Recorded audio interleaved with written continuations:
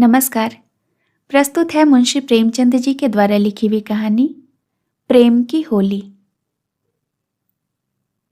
गंगी का 17वां साल था, पर वह 3 साल से विधवा थी और जानती थी कि मैं विधवा हूँ। मेरे लिए संसार के सुखों के द्वार बंद हैं।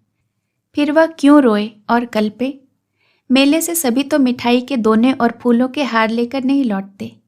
कितनों ही का तो मेले की सजी दुकानें और उन पर खड़े नर नारी को देखकर ही मनोरंजन हो जाता है। गंगी खाती थी, पीती थी, हंसती बोलती थी। किसी ने उसे मुंह लटकाए अपने भाग्य को रोते नहीं देखा। घड़ी रात को उठकर गोबर निकालकर गाय बैलों को सानी देना, फिर उपले पातना उसका नित्य का काम था। तब वह अपने भैया को गाय दुहाने के लिए जगाती थी, फिर कुएं से पानी लाती और चौके का धंधा शुरू हो जाता। गांव की भावजें उससे हंसी करती, पर एक विशेष प्रकार की हंसी को छोड़कर।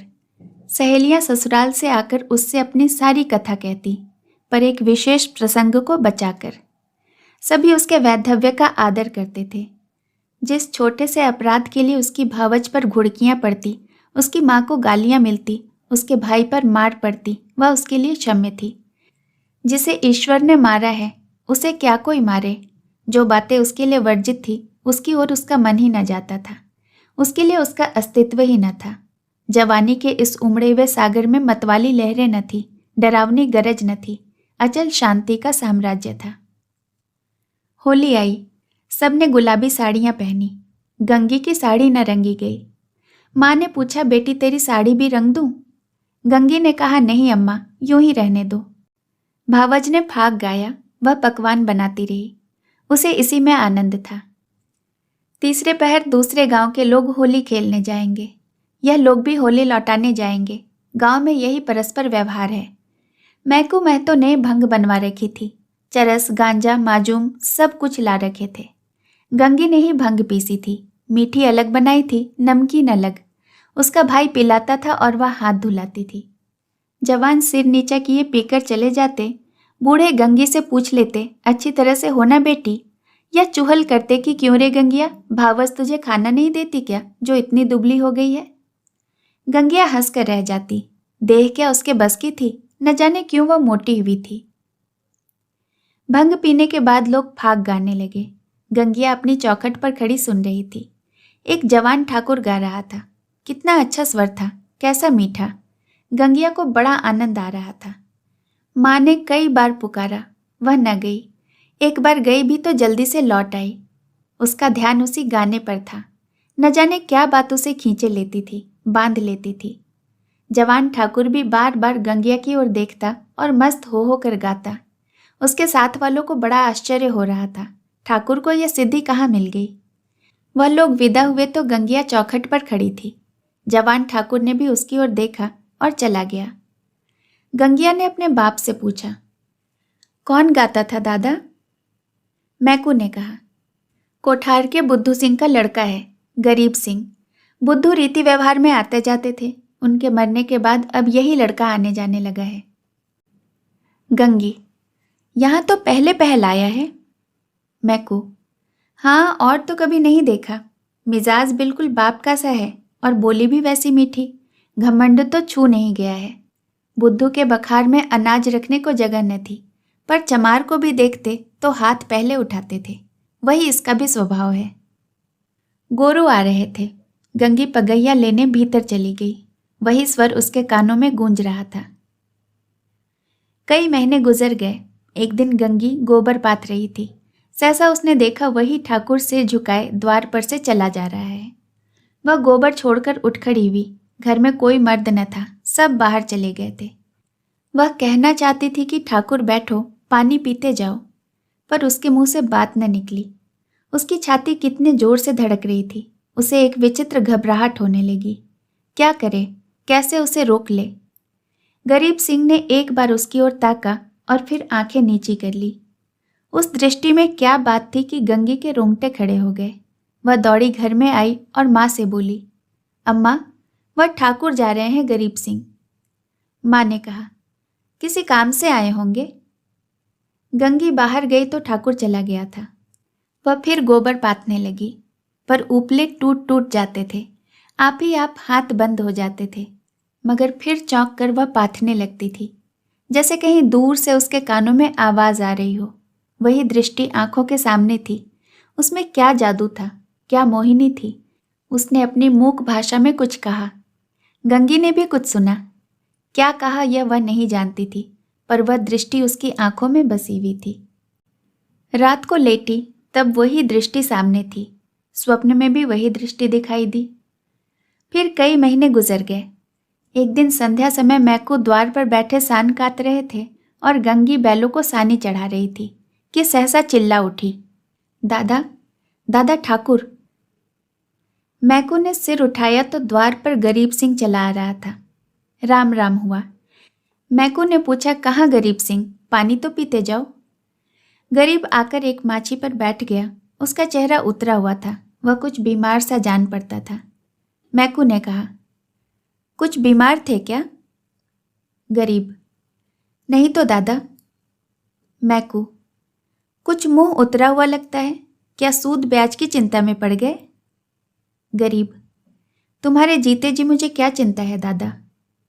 मैकू, बाकी दे दी ना? गरीब, हाँ दादा, सब बेबाक कर दिया। मैकू ने गंगी से कहा, जा बेटी, ठाकुर के लिए कुछ पानी पीने को तो ला। भैया हो तो कह देना कि चिलम दे जाए। गरीब ने कहा, चिलम रहने दो दादा, मैं नहीं पीता। मैकू, अब की घर की ही तमाकू बनी है, स्वाद तो देखो, पीते तो हो। गरीब, इतना बेअदब न बनाओ दादा, काका के सामने कभी चिलम नहीं छुई, मैं तुमको उन्हीं की जगह देता हूं। यह कहते कहते उसकी आंखें भर आई। मैकू का हृदय भी गदगद हो उठा। गंगी हाथ की टोकरी लिए मूर्ति के समान खड़ी थी। उसकी सारी चेतना, सारी भावना गरीब सिंह की बातों की ओर खिंची हुई थी। उसमें और कुछ सोचने की और कुछ करने की शक्ति न थी। ओह, कितनी नम्रता है, कितनी सज्जनता, कितना अदब। मैकू ने फिर कहा, सुना नहीं बेटी, जाकर कुछ पानी पीने को तो लाओ।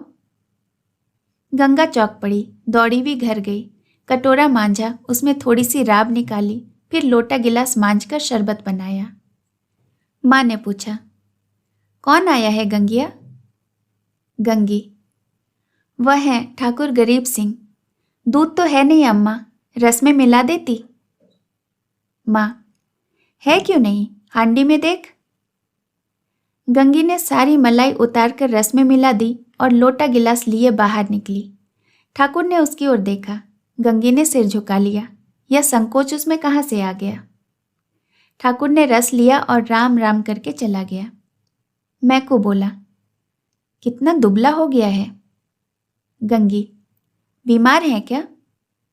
मैकू, चिंता है और क्या, अकेला आदमी है, इतनी बड़ी गृहस्थी, क्या करेगा। गंगी को रात भर नींद नहीं आई।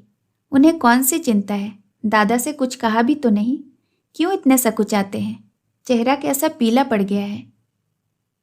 सवेरे गंगी ने माँ से कहा, गरीब सिंह अब की बहुत दुबले हो गए हैं अम्मा। माँ, अब वह बेफिक्री कहाँ है बेटी, बाप के ज़माने में खाते थे और खेलते थे, अब तो गृहस्थी का जंजाल सिर पर है। गंगी को इस जवाब से संतोष न हुआ। बाहर जाकर मैकू से बोली, दादा, तुमने गरीब सिंह को समझा नहीं दिया, क्यों इतनी चिंता करते हैं? मैकू ने आंखें फाड़कर देखा और कहा, जा अपना काम कर। गंगी पर मानो वज्रपात हो गया। वह कठोर उत्तर और दादा के मुंह से, हाय, दादा को भी उनका ध्यान नहीं, कोई उसका मित्र नहीं, उन्हें कौन समझाए। अब कि वह आएंगे तो मैं उन्हें खुद समझाऊंगी। गंगी रोज सोचती कि वह आते होंगे, पर ठाकुर ना आए। फिर होली आई, फिर गांव में फाग होने लगा। रमणियों ने फिर गुलाबी साड़ियां पहनी, फिर रंग घोला गया। मैकू ने भंग, चरस और गांजा मंगवाया। गंगी ने फिर मीठी और नमकीन भंग बनाई। द्वार पर टाट बिछ गई। व्यवहारी लोग आने लगे, मगर कोठार से कोई नहीं आया। शाम हो गई, किसी का पता नहीं। गंगी बेकरार थी, कभी भीतर जाती, कभी बाहर आती। भाई से पूछती, क्या कोठार वाले नहीं आए? भाई कहता नहीं। दादा से पूछती, भंग तो नहीं बची, कोठार वाले आएंगे तो क्या पिएंगे? दादा कहते, अब रात को कौन आएगा, सामने तो गांव है, आते होते तो दिखाई देते। रात हो गई, पर गंगी को अभी तक आशा लगी हुई थी। वह मंदिर के ऊपर चढ़ गई और कोठार की ओर निगाह दौड़ाई। कोई न आता था। सहसा उसे उसी सिवाने की ओर आग दहकती हुई दिखाई दी। देखते देखते ज्वाला प्रचंड हो गई। यह क्या? वहां आज होली जल रही है। होली तो कल ही जल गई। कौन जाने वहां पंडितों ने आज होली जलाने की सायत बताई हो, तभी वे लोग आज नहीं आए, कल आएंगे। उसने घर आकर मैकू से कहा, दादा, कोठार में तो आज होली जली है। मैकू, दत पगली, होली सब जगह कल ही जली। गंगी, तुम मानते नहीं हो, मैं मंदिर पर से देख आई हूं, होली जल रही है। न पतियाते हो तो चलो, मैं दिखा देती हूं। मैकू, अच्छा चल देखूं तो। मैकू ने गंगी के साथ मंदिर की छत पर आकर देखा। 1 मिनट तक देखते रहे, फिर बिना कुछ बोले नीचे उतर आए। गंगी ने कहा, है होली की नहीं, तुम न मानते थे। मैकू, होली नहीं है पगली, चिता है, कोई मर गया है, तभी आज कोठार वाले नहीं आए। गंगी का कलेजा धक से हो गया। इतने में किसी ने नीचे से पुकारा, मैकू, मैं तो, कोठार के गरीब सिंह गुजर गए। मैकू नीचे चले गए, पर गंगी वहीं स्तबित खड़ी रही। कुछ खबर न रही, मैं कौन हूँ, कहाँ हूँ। मालूम हुआ जैसे गरीब सिंह उस सुदूर चिता से निकलकर उसकी ओर देख रहा है। वही दृष्टि थी, वही चेहरा। क्या उसे वह भूल सकती थी? उस दिवस से फिर कभी होली देखने नहीं गई। होली हर साल आती थी, हर साल उसी तरह भंग बनती थी, हर साल उसी तरह फाग होता था, हर साल अबीर गुलाल उड़ती थी, पर गंगी के लिए होली सदा के लिए चली गई। कहानी सुनने के लिए आपका बहुत बहुत धन्यवाद। जल्द मिलूंगी नई कहानी के। कहानी और मेरा वाचन पसंद आया हो तो आपसे एक लाइक की उम्मीद रखती हूँ, और अगर चैनल पर नए हैं तो इसे प्लीज़ सब्सक्राइब कर लीजिए और साथ ही साथ बेल आइकन भी प्रेस कीजिए, ताकि मेरे द्वारा अपलोड की हुई कहानियाँ पहुँचे सबसे पहले आप तक। धन्यवाद।